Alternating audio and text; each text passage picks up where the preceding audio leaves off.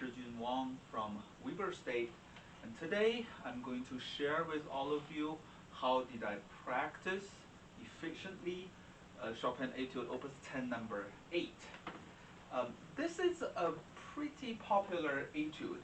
I think it's a very good exercise, especially for those who never played any Chopin etudes. It has some difficulties in terms of the technical aspects, also the collaboration between the two hands, since now the left hand has some difficulty in it, and then the technical pattern between the two hands are very, very different. This piece bears a nickname, the Sunshine.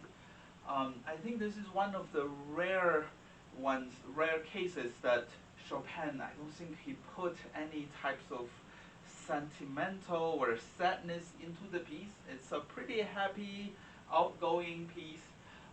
And also we can tell from the choice of the key he used. It's in F major. In Mozart's opera, in the Viennese school opera, I think whenever the composer, Mozart or Haydn, if they wanted to choose like a pretty happy pastoral outside scene, they usually put the area or the act in the key of G major or F major. So here, just by the opening of it, we can still tell by the rhythmic pattern, also by the key, by the note patterns. It's a pretty happy piece. I think this is a much easier version of Opus 10 number 1 in terms of the right hand patterns, because first of all, we see the downbeat accented again, like what we saw in Opus 10 number 1. Here we have, and is that an indication of the driving force of the rhythm, like Nalita Chu said, or is that the evidence of telling us that we need to keep the same hand position for each four note groups? We don't know, but the accent is pretty clear on telling us what to do. And the reason why I said this is much easier version compared to Opus 10 number 1, first of all, it's not that big of a stretch, right? We don't need to often worry about reaching 10th or 11th with various intervallic relations inside. And this is 6 between the forefinger and then the thumb. It's very comfortable hand position. And also, we do not need to worry about starting a new hand position with our pinky. See, our pinky it's difficult for the pinkies to stand on a lot of weight, also on starting a new position. Here we have 4 fingers, slightly better. Okay, but like I said before, the difficulty of this piece is by how different the technique patterns are, or the note patterns are in between the two hands. In later pieces, Opus 25, Chopin put a lot of mirror image in between the two hands, and both hands participate, like this.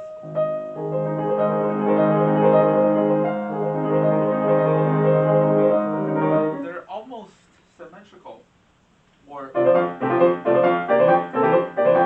right? This is very comfortable between the two hands. But here, while right hand is doing this running notes, left hand is.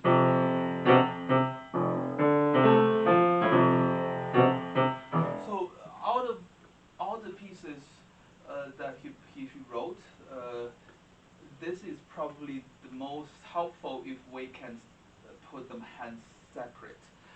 We have to learn the musical concept, also the technical concept, hands individually. The piece turned into minor in measure 27, measure 29. Yeah, it's a pretty common trick that Chopin does, right? Whenever he wanted to have a turn in terms of the musical concept, he put this into the relative minor. It gets a little uncomfortable technically wise from measure 37.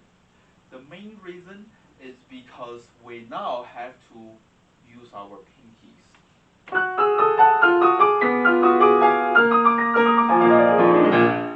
And here, if we do not mentally prepare our wrist to turn to the right direction with the right angle to help our pinkies, we cannot reach to the right notes. And this is like when we do a 3-point turn or a U-turn, we have to put the wheel into like full turns to able to make it to the turn. If we do not help, it will be very difficult. Okay, and here, and this dotted rhythm in the left hand octave pattern is not easy. And when we start introducing dotted rhythm to our students, usually we say, right, this is 3/4 of a beat, and this is 1/4 of a beat, and naturally they will think these two notes, the downbeat, and then the long note and the short note, they belong together in the same pattern. But actually, the reason, most of the time, the reason when we have dotted rhythm is because we want the shorter notes to be together with the next downbeat. So somehow, mentally or technically, we should separate the shorter note with the previous note and glue together with the next long note. And we should also practice our technique according to that. I would probably separate them a little bit and only practice how to get to the next note here. From measure 52, it almost turned something into the Opus 10 number 4 because of the narrow and chromatic note patterns. And here, the challenge for me, at least, is to fit in such a small space with all of my fingers. And because of how many years? 27, 28 years of practicing piano, my fingertips becomes fatter and it's almost impossible for me to fit my third finger or fourth finger into this narrow space in between the two black keys. So whenever I play E natural, if my hand position is pretty much forward and I really cannot reach the E in between E flat and F, I have to really nail it 100% with a vertical motion. So I have to put my whole hand position back. So that part, when I need to use fourth finger on the white key and use my thumb on the black key, is pretty difficult. It requires me probably extra movement to play this part accurately. So I have to really remember the angle, remember the position I have to play each patterns. One last thing about the left hand.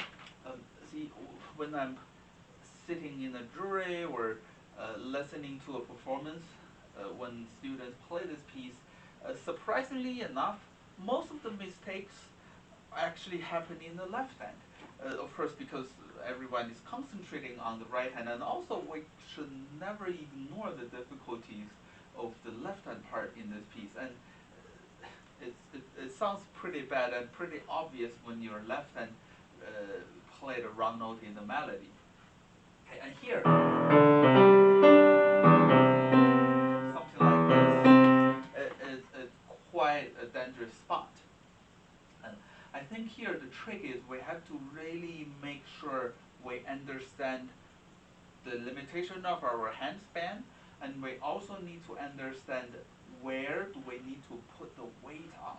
For instance, here, I would play the E, the low E with pinky, very light. I wouldn't even consider put the weight down there. I would just practice to reach this octave with my third finger and my thumb, and play the E very lightly. So I have my weight here on the thumb, like this. Okay, not instead of that, which kills the accuracy, also kills the momentum going forward. I hope these tricks can help you a little bit. Again, when we practice right hand, we're practicing the fixed hand position. And also, we don't know if Chopin wanted us to play the opening loud or soft. He didn't have a specific indication, but I guess it's happy feeling, so shouldn't be very, very soft. But things like here, it's also a good exercise for us to practice soft while fast, to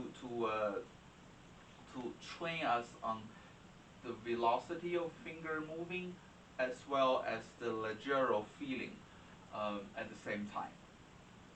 Okay, so next week I'm going to share with everybody how did I learn Opus 10 number 9, one of the most musically rich and dramatic etudes in this whole set. Thank you for watching. See you next week.